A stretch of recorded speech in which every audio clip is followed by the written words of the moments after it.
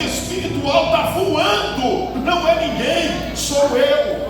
É por isso que Arão, tirando toda essa possibilidade de glórias e palmas ser dada a homens, Arão começa a levantar uma das suas mãos até a altura do seu nariz, e como sumo sacerdote ele começa: que o Senhor te abençoe e te guarde, que o Senhor faça resplandecer o teu rosto sobre ti e tenha misericórdia de ti, que o Senhor sobre ti levante o teu rosto e te dê a paz. O que Arão está dizendo? Quem vai te abençoar?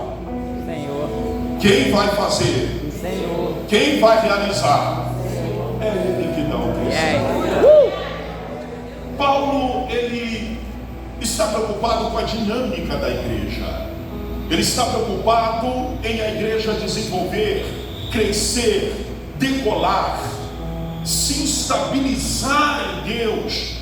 Então Paulo, quando chega no capítulo 9, ele decide usar outra linguagem metafórica. Paulo tinha essa técnica de pegar coisas humanas e aplicar para o mundo espiritual.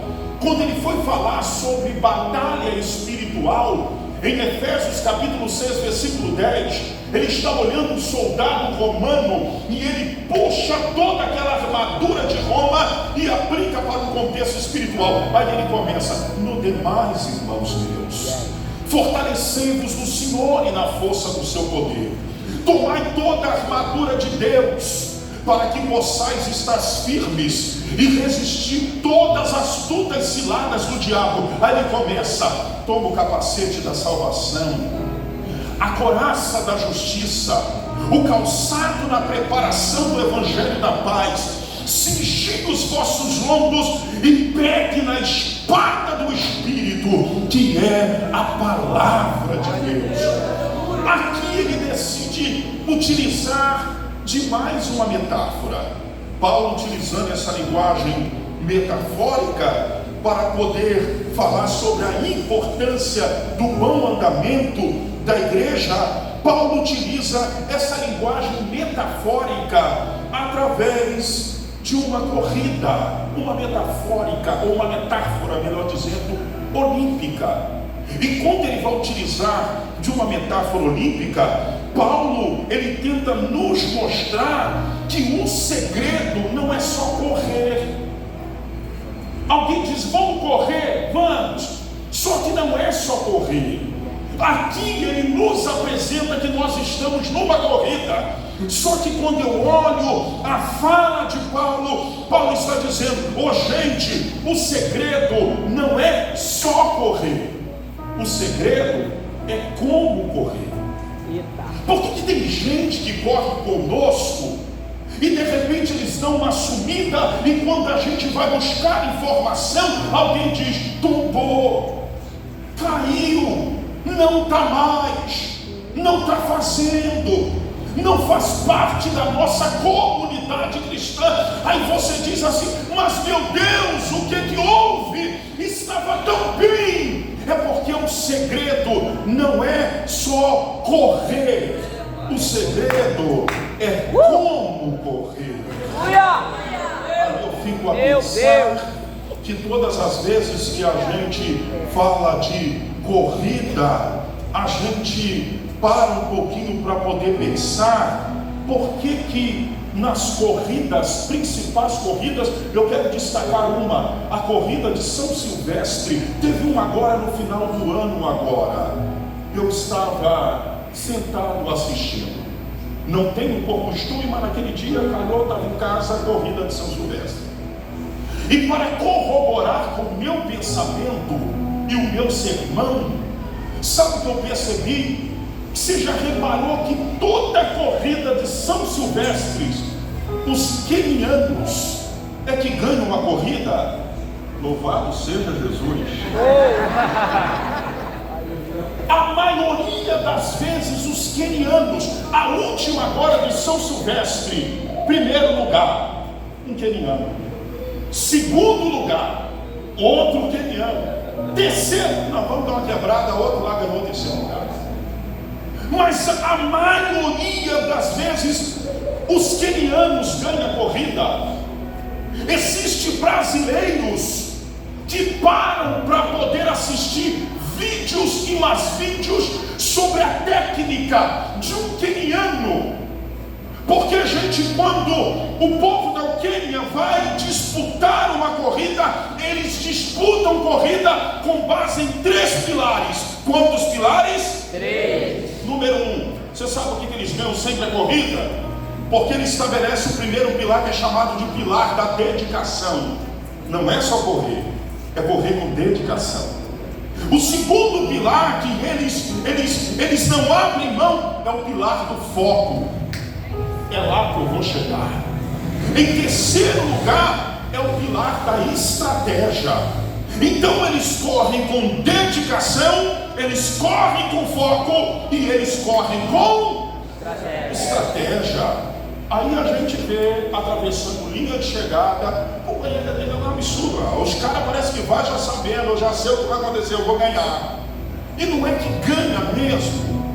Aí quando eu percebo aqui essa linguagem metafórica de Paulo, ele fazendo uma metáfora olímpica, eu percebo que Paulo aqui consegue nos mostrar, através da vida cristã, que existe uma maneira certa de eu e você, vós outros, corrermos. Repita comigo, não é só correr. Não é só correr. É correr de maneira certa. É correr de maneira certa. Aí Paulo, ele abre uma lacuna, ele deixa para nós um hiato. Por quê? Porque ele diz assim: irmãos, correi de tal maneira. Poxa, peraí, tal não é um definitivo. João, quando usou de si mesmo o termo, João estava tentando descrever o amor de Jesus. Aí ele diz assim, porque o que eu escrevo aqui? Para mim, um dos escritores mais profundos do Evangelho. O que eu escrevo aqui? Vamos lá. Deus amou o mundo. De que forma que ele amou o mundo?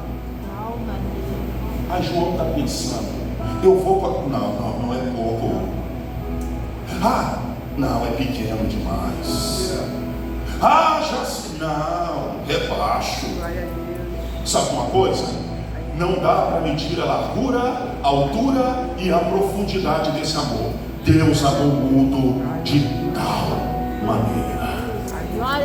Então esse tal que Paulo fala assim, correr de tal maneira, Paulo abre um leque para que através da fala dele a gente consiga buscar uma interpretação de um texto, uma análise fria do que Paulo quer passar, da maneira, da forma correta em que nós temos que correr e correr para chegar. Quando Paulo começa a dizer, correr de tal maneira, eu quero destacar algumas formas que você precisa correr. Número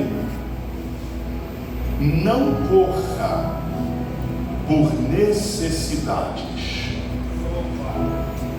corra por propósito. Pastor, codifica e interpreta. Todas as vezes que você correr por uma necessidade, quando ela for suprida, você mete o pé. Não tem mais graça. Você está aqui por quê? Meu carro. Podia que o carro chegar e nem mais te ver. Você está aqui porque pela minha casa. Tem problema, pastor, nisso? Não, né? Só que isso não pode ser a tua priori. O dia que a tua casa chegar, o pastor vai perguntar com você. Você vai falar, não posso ir, por quê? Estou fazendo reforma na casa nova. Não posso ir porque estou pintando a casa nova. Na verdade, a sua necessidade foi suprida. E quando você vive por necessidade, quando ela é suprida, ninguém mais te vê. Ô, gente, vamos parar para pensar sobre 10 leprosos que foram curados. Jesus entendia muito bem de matemática. Então quando um voltou para agradecer, na realidade, todos quando se apresentaram para pedir, eles chegaram gritando e dizendo, se tu puderes, Senhor, cura-nos, faça um milagre. Quando Jesus fez, 9 meteu o pé. Jesus disse assim: rapaz, de boa, que bom que tu voltou, cara. E tu veio na mesma intensidade que você chegou pedindo. Porque o segredo não é só chegar pedindo com uma intensidade. O segredo é voltar com a mesma intensidade para agradecer. Você chegou para o pastor e disse: pastor, me ajude em oração, com uma intensidade terrível. Agora chega para o homem de Deus na mesma intensidade e diz: pastor, bendito seja Deus, Deus me deu vitória. Você fechou com alguém para orar pela tua vida e Deus lhe deu vitória. Agora faz o seguinte: abre a porta da tua casa, faz um cafezinho, chama alguém que orou com você na mesma intensidade. Para quê? Para agradecer. Jesus percebe que 10 chegou, mas só um voltou. Agora eu pergunto a você: o que levou os 9 a não voltar? Porque eles não estavam por um propósito, eles estavam por uma necessidade. Primeira liberação, eu só vou liberar. Não corra por necessidades, corra por propósito. Segunda maneira de correr: não corra com centralidade só naquilo que perece, mas corra por aquilo que permanece. Gente, Paulo vai apresentar 2 coroas aqui. Ele vai dizer que tem um público que corre atrás de uma coroa de louro. Pastor, o senhor errou. Não, vou repetir: corre atrás de uma coroa de louro.